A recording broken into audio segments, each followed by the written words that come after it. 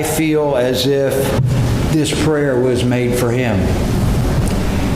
This prayer was made for so many of us whose valleys are deep. The prayer goes like this: God, grant me the serenity to accept the things I cannot change, the courage to change the things I can, and the wisdom to know the difference. The wisdom to know the difference. That's the huge part. That's the part that trips us up all the time. And we have to work our way through that. So please sit back and relax and enjoy this introduction to Jeff's talk. Yeah, so I decided at a pretty young age I wanted to be a doctor. And people ask me, like, how did that happen? And how'd you decide that? And I can't really recall exactly why, but I was really living the American dream. I was married, I had 2 healthy kids, and I was doing exactly what I thought I'd be doing. And I've been doing that for roughly 6 years. And that's when I had my accident, and that's when everything changed.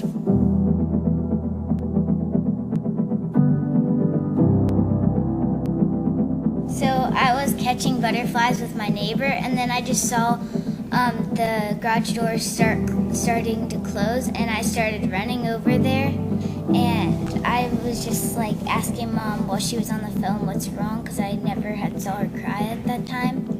I just saw my mom crying, and then when we got outside, I finally asked like what was going on, and she said that my dad was in an accident, and I didn't really know what that meant, but I just knew that something was wrong, and that's really all I remember from that.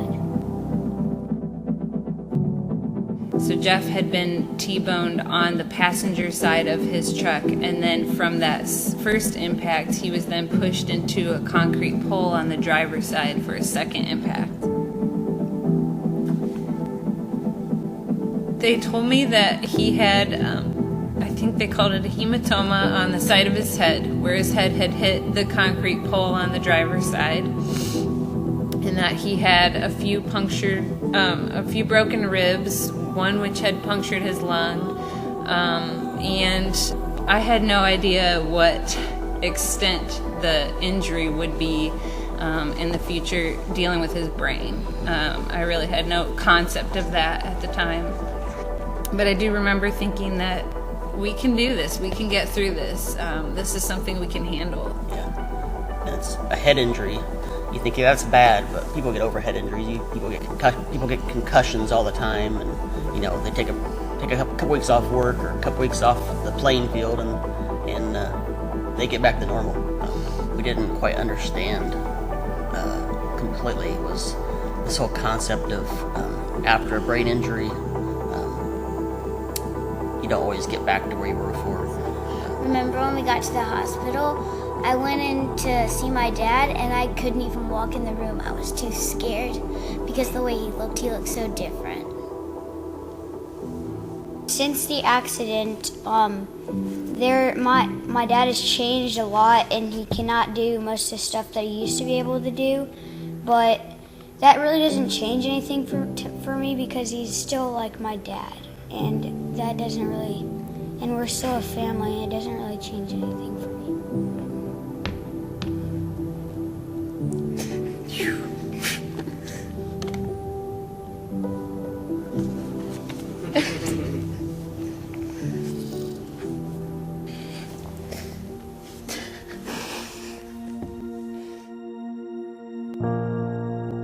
People always said, like, I see you writing a book about this someday, and I kind of thought, maybe I could, but I plan on doing that way in the future. And when I found out from my doctors that based on what my MRI showed and based on some of the symptoms I was having, they expect within 5 to 10 years that I'll start seeing some significant decline in my function. And it's been 5 years now, almost 6 years, so I know God's going to do what he's going to do, but based on statistics, I'm not sure much longer I have to be able to even write a book, so I decided I'm going to go ahead and do it now because I can still do it now. So God's given us this story to use. I know sometimes I refer to it as my story, but it's our story. It's my story. It's my wife's story. It's my kid's story. But we're in the midst of a miracle that God has performed, and I'm really hopeful that my book, like my blog, is going to really help out people that are dealing with not only brain injury, but anybody that's dealing with any kind of life change or traumatic event. I'm trusting that God can use it in that way.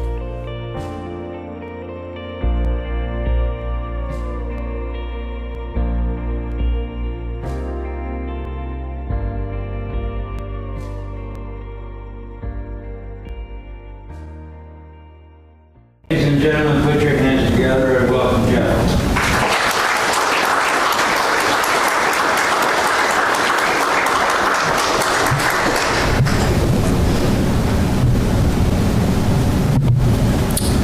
So this is a good mic, so yeah. They said you can just stand back and talk, so it's good. Well, thanks for having me. Worked out good. I came back for a wedding, and it was yesterday, and I sent Pastor Jim an email a few weeks ago saying, is it too short a notice to come up and do it that weekend? So I appreciate him letting me come up and do it at that time. So sometimes I get to play that video before I talk, and I don't know. That video is good for me to watch, but it always kind of gets to me. So, but I'm glad they could play it. And I'm glad sometimes my family can't come with me, so I'm glad they could come. So I actually always thought having a near-death experience, one where you suffer an injury that forever changes your life, would be something that's permanently ingrained in your mind. That you'd be able to easily remember and vividly tell the story of what happened, whenever and whomever you wanted. Well, I was wrong. Because every time I get up in front of a group of people to tell my story, I just have to read it to them off my iPad. And I think you'll soon understand why that is. I was on a much-needed vacation. I was relaxing in a fancy hotel room, laying on a nice, big, comfortable bed, looking out a crystal clear window and admiring the beautiful ocean views. At least that's where I thought I was and what I thought I was doing. I was actually a patient on the 10th floor of a rehab institute located in downtown Chicago, right on Lakeshore Drive. And I was really just stuck in a sterile white hospital room, trying to get some much needed rest on a not so comfy bed, and gazing through a hazy window that overlooked the chilly waters of Lake Michigan. Just 2.5 weeks before this imaginary trip to the beach, I was living what many would probably call the American dream. It was a dream I'd worked hard for, and it's one I thought was well deserved. I had a loving wife, I had 2 amazing children, and I was working as a family doctor in DeMott, a town very similar to the one where I was born and raised, the small farming community of Rosedale, which is found in the west central part of the state, in the west central part of Indiana. Being a doctor was a job I'd always wanted. It was a job I felt like I was made for, a job at which I was quite successful, and a job I figured I'd be doing for the rest of my life. I really felt like I'd finally made it and had most everything I'd ever want or ever need. I'd been a doctor in DeMott for 6 years when one day this all changed, and I never saw it coming. It was the morning of May 3rd, 2012. My wife and 4-year-old daughter were both at home tending to a garage sale, an annual event in our charming little neighborhood. My son was a kindergartner, so he'd already gone to school for the day. And since it was a Thursday, which was my normal day off from the office, I ran in town to buy some hanging baskets for the front porch. This was an item my wife was looking to purchase, and my father-in-law had just called to tell us they now had in stock at the local Ace Hardware store he owned. I remember going to the store that morning, but I don't remember leaving it. In fact, I can remember nothing else about the rest of the day, so the only reason I know what happened is because other people have tried to fill me in on what took place. I was driving home from the hardware store when I stopped my black, full-size Dodge Ram pickup truck at the four-way flashing red light at 10 and 231, a busy and well-known intersection that I drove through nearly every day. When it was my turn and I was making my way through the intersection, a large red Chevy work truck traveling nearly 60 miles per hour failed to stop and struck my passenger side. This first impact resulted in my truck being pushed and wrapped around a concrete utility pole, with my head powerfully striking the pole on the second impact. A young woman whose family members were all patients of mine was at a nearby service station getting her oil changed and heard the loud noise made from the crash. She immediately came over to my truck to make sure I was still alive or to see if she needed to start administering CPR. After discovering I'd somehow survived the massively destructive wreckage, she promptly called 911. She told me later how at the time she made the call, she was still unaware it was her doctor that she had just seen laying barely alive in the severely damaged vehicle. The rescue workers who came to the scene had to cut the top off my truck to get me out. And I was then put into an ambulance and transferred across the street to an open area where a helicopter could safely land. After being placed in the helicopter, I was flown to a trauma center just outside of Chicago. That was my first ever helicopter flight, and one I doubt I'll ever remember. Based on the looks of my truck, it's an absolute miracle that I survived. It's also a miracle that I suffered relatively few injuries. I did have several broken ribs, one of which resulted in a punctured lung, requiring the placement of a chest tube at the scene of the accident. It was a tube that I promptly removed myself on the flight up to Chicago. And although I guess it's technically one whose significance I way underestimated at first, my most life-changing and permanent injury was a severe traumatic brain injury, also known as a TBI, that occurred when my head struck the concrete pole. For the next 2.5 weeks, I wasn't in a coma per se, but I was suffering from something called post-traumatic amnesia. That's a condition that commonly occurs after someone suffers a brain injury. It's the period immediately following a brain injury where you don't know who you are, who other people are, where you're at, or why you're there. I guess that's what still seems so strange to me. Here was a time when my life was literally hanging in the balance, when my future was so unknown, when my loved ones were living a nightmare every single day. Yeah, sure looked at you. Every single day and every single night, and I had no clue what was taking place.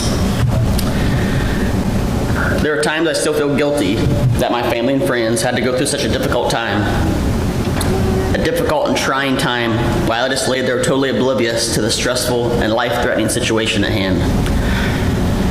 I really can't imagine how tough it must have been for them to watch me struggling so much to get better and not knowing if I ever was going to. My post-traumatic amnesia was lasting so long that my doctors were talking about transferring me to another long-term inpatient rehab facility. This was a place they thought I might be for several more months, maybe even several years. Miraculously, it was about the same time they started looking for a place to transfer me that I began to improve. I guess I started to become more with it. I began to be more awake. I even improved enough that I was able to go home and continue my therapy as an outpatient after just 1 month of being in the hospital. This was much different than having to endure another prolonged stay at a different inpatient facility like my doctors had originally speculated. Now, my main goal when I returned home was to get back to my old self, my old normal. And this was despite what my medical providers had been insistently telling me from the very start of my recovery. That someone who suffers a brain injury as severe as mine has to find what they refer to as their new normal. Now, getting back to my old normal meant I, of course, wanted to go back to my old job. I wanted to return to being a family doctor. I wanted to continue taking care of my patients. That's why I asked that my rehabilitation be targeted at giving me the greatest chance at making this happen. And amazingly, after just 5 months of intensive therapy, much to everyone's surprise, I did it. When I returned to work, I'd have to start using many of the new strategies that I just learned during therapy. This meant I was practicing medicine in a way that looked completely different than it did before. I had to work at a much slower pace, which meant I was seeing a lot fewer patients. I required a much quieter environment and more privacy when I was working. I had to focus on one thing at a time rather than depending on my previous ability to multitask. And I was now dealing with something called OCD, or obsessive compulsive disorder, so I would relook over and over again at all the details of my patient's charts to make sure I wasn't missing anything. And this, of course, meant charting took much longer than it had before. To overcome my newly acquired memory problems, I had to take down many notes and jot down lots of reminders when seeing my patients. This was much unlike before when my memory was such a strength of mine, and I depended on it for so much of my job. I had to start relying on a lot more help while at work from my nurses and other office staff in order to be successful at my job, something they were more than willing to offer me. Other than while at work, I also started needing a lot more help at home with many of my other regular, everyday activities. Many of these were things that I was once able to do by myself with no help at all. I can remember being very discouraged when I thought of how different things were now. When before it seemed like with enough hard work and determination, I was able to accomplish most things on my own. But how I now had to depend on the help of so many other people to do these same things. I was and still am extremely grateful for all the wonderful people in my life who so generously and selflessly gave of their time and energy to help me. Family, friends, co-workers, church members. There are really so many people I need to thank. The patience and acceptance they've shown me in my new normal is something I will never forget and will hopefully never take for granted. I'm not sure where I'd be today without so many people's prayers and unending love and support. But it was also during this time of learning to accept my new normal and how to accept help from others that I started to understand something that changed my perspective on literally everything in my life. I finally understood how I'd never really been doing things on my own. How all along, all my life, even long before my brain injury, I've been getting a lot of help from someone else. It was someone I already knew a lot about, but didn't know nearly as well as I thought. And that someone's name was Jesus. And I can remember exactly when I finally started to understand who he truly was, how much he loved me, and how much he'd always been helping me. It was late in the year of 2013, which would have been about a year and a half after my accident. And my wife and I went to a conference at a church in Dallas, Texas. My wife was actually the one that wanted to go. She thought it would be helpful for the job she had at our local church in DeMont. I was really just tagging along, looking to get away for a few days. I felt like I needed some time to clear my mind. I was starting to get more down about my condition and about my recovery, which had slowed down so much. I had just taken my family medicine boards, which I did pass, but it was so much harder for me than it was before. It was obvious to me that my brain didn't work nearly as well as it used to. So honestly, other than getting a little R&R, I had very low expectations when I left for this conference. I think the reason for this is it's because I've been a Christian and around a church for most of my life. I had slowly developed the attitude and mindset that I already had most everything figured out in regards to my faith. So I couldn't imagine hearing anything new or learning any new life-changing lessons while I was there. I couldn't have been more wrong. There was a speaker at the conference, and honestly, I don't remember who it was, but I will never forget the words they said.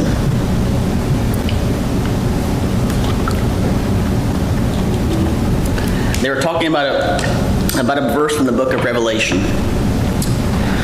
The verse was Revelation 3:16, where Jesus is addressing the church in the city of Laodicea, and he says to them, "So because you are lukewarm, neither hot nor cold, I am about to spit you out of my mouth." Now, although Revelation was a book of the Bible, I didn't know much about because I'd always found it so confusing and very difficult to understand. This particular verse was one I was familiar with. But in the past when I heard it, I just think, man, I'm sure thankful that I'm not one of those lukewarm guys who get spit out by God. They didn't seem like bad people. These were people who thought they were doing just fine. They had no idea God felt that way about them and how he viewed their lukewarm behavior. They sincerely thought they were doing enough. But that day, instead of feeling thankful that I wasn't one of the lukewarm, it was like God was speaking directly to me, making me aware and convicting me of my own lukewarmness. This realization would change my heart, and I would begin to rethink and question everything I thought I already knew about what it truly meant to be a Christian. I started to learn what a follower of Jesus was truly supposed to look like, and discovered how I really didn't look like much of one. I realized that I've been following what I've heard called an inverted gospel. I claimed to be following Jesus, but really, I just invited him to follow me. I realized how my Christian faith had always been based on following rules in order to please God and by checking off the right boxes so God would love and accept me. It had never been about having a true relationship with Jesus and learning to completely trust him and letting him change me. I'd always focused on not doing certain things so God wouldn't punish me, and conveniently ignored what he was actually telling me to do. I'd certainly always wanted to go to heaven when I died, but I was not fully aware of how followers of Jesus were called and empowered to bring heaven down right now. I'd heard of the Holy Spirit, but really had no clue who he was. That he was not just some vague idea. And I certainly wasn't aware of the miraculous power he can bring to your life. So at this point in my recovery, I remember being simply amazed at all the work God had done and was still doing in my life. I had this miraculous story of survival and was still able to live a fulfilling life with my wife and children. I'd had this miraculous recovery from a severe brain injury and was back to doing the job I loved and felt like I was made for. And God had just miraculously changed my heart, had awakened me from my own lukewarmness, and I felt like I was running closer and closer to him and learning more and more about him each and every day. But just about the time I started to get comfortable, and I felt like God had to be finished with all my drastic changes, something else happened that suddenly altered the trajectory of my life once again. I'd been back to work for 3 years when my neurologist had me come in to see him in his office. It's an appointment I'll never forget. That day, at that appointment, is when my doctor told me it was time for me to retire. And this was not in a few months, not in a few weeks, not even a few days, but immediately. An MRI that I just had done showed evidence that my brain was shrinking. Something my doctor thought was due to my injury and was likely being accelerated by the type of work I was doing. He was very concerned this could continue to worsen and it would soon start causing problems with my ability to effectively do my job. So when I found this out, I didn't really know what to make of this news. At the time, I was still planning on working as a doctor for many more years. And I really had no plan B. I didn't have any backup plan. I remember at that time I started questioning myself and wondering whether I hadn't worked hard enough or if I didn't do something I should have done. I wonder if there was something that could have prevented this early retirement. I remember feeling all kinds of emotions at this time that I wasn't used to feeling. Scared, confused, angry, bitter, incompetent.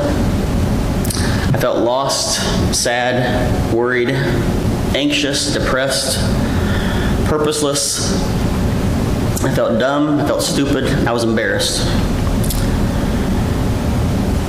But somehow, in the midst of all this chaos, during this whole mess of new emotions, I began to find hope. I started believing that there had to be something else out there for me to do. I just knew that God hadn't brought me back this far for nothing. I eventually felt like my new purpose was to tell people my story and about the lessons God was teaching me through my brain injury. I was to point them to the real author of my story, to show them Jesus, and to share with them where I'd found my hope. However, I quickly became disappointed with what I felt was my new calling.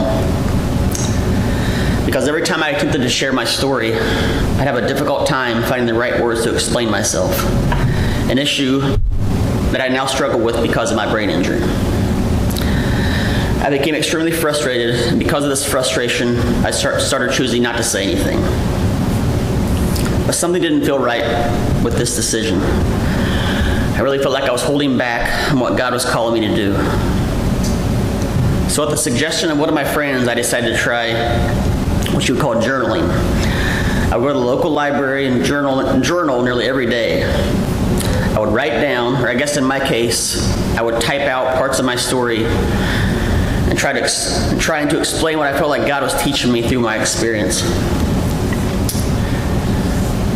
Now, you have to understand that journaling was something I wouldn't have even considered before my brain injury. But it seemed to be a really good way for me to explain and describe what I was going through, so I continued. Eventually, and again from the encouragement of one of my friends, I decided it was time to share my story and some of what I've been writing down with others. This is when I decided to turn my journal into a blog. And eventually, and amazingly, I just became a published author. I became a published author when my blog turned into a book that came out in stores in November of this past year. Now, because of the way God has beautifully redeemed and is wonderfully rewriting my story, I often get asked the question, would you actually say now that you're thankful you had a brain injury? That you suffered a brain injury? And for the longest time, my answer to these people was always an adamant and definitive no way. I wish my brain injury had never happened, and I wouldn't wish a brain injury on even my worst enemy. But once again, miraculously, God has been able to give me a new perspective on what has taken place in my life. And because of this new perspective, my answer to this question has changed as well. It's an answer that is found at the end of what started out as a goodbye letter that I one day decided to sit down and write to my brain injury. And the letter reads, "Dear brain injury, I know it's going to sound crazy for me to say this to you, but I'm starting to think you might have changed my life for the better. You see, before I met you, I really thought I was something. I had a good handle on my life and could deal with most of the things thrown my way. But after you showed up, it was a much different story. I couldn't do it all anymore. I had to start getting help from so many other people. Most importantly, it wasn't until after we met that I finally understood how much I needed Jesus. I started to see him for who he truly is and came to realize who I was not. You see, I spent most of my life so busy trying to please God and earn my salvation with my good behavior, but I finally began to understand that I could never do enough and that Jesus had already done it all for me and that he is really all I need. So brain injury, there's no doubt you forever changed me in more ways than I can count. But I'm actually glad we had the chance to meet now because I believe you were a way for me to find the real Jesus. And he has changed me in more ways than you ever could have. Now, before I finish up this morning, I'd like to tell you a real quick story about something I said just a few days prior to my accident. It's something I can't actually remember saying, but the words would end up being quite foreshadowing. And this is what happened. So this one night, our small group from church was hanging out at our house, and we decided to go around the room and have everyone share their testimony. Each one of us would tell our own unique and personal story about how and why we became a Christian. When it was my turn to share, I apologized that I had nothing to add to the conversation. I'd grown up in the church and been a Christian for as long as I could remember. I felt like I'd always done a pretty good job of staying on the straight and narrow path that I heard about from a very young age. And because of this, I thought my story was boring and couldn't imagine why anyone would want me or need me to tell it to them. I guess that I even went on to say how I was jealous of people who had a meaningful or compelling story, the kind where something big takes place in their life that changes them forever. Just one week later, after I said this, was May 3rd, 2012, which was the day of my accident. But since that time, since the night I uttered those words, those fateful words to my small group, I have learned a very important truth. It's a truth I wish wouldn't have required a near-death experience and life-altering brain injury for me to learn. The truth is that I really didn't need some kind of dramatic story to have an effect on other people. Long before that day, I already had a story to tell. I just didn't realize it yet. The truth is this. The truth is all of us have a story to tell. Despite what the world seems to be constantly telling us, our stories don't need some sort of emotionally driven plot line to help other people. Because the simple story of a life surrendered to and lived for Jesus, a story that points people to Him, is a story that's always worth telling. Thanks so much for letting me come here today and tell you my story.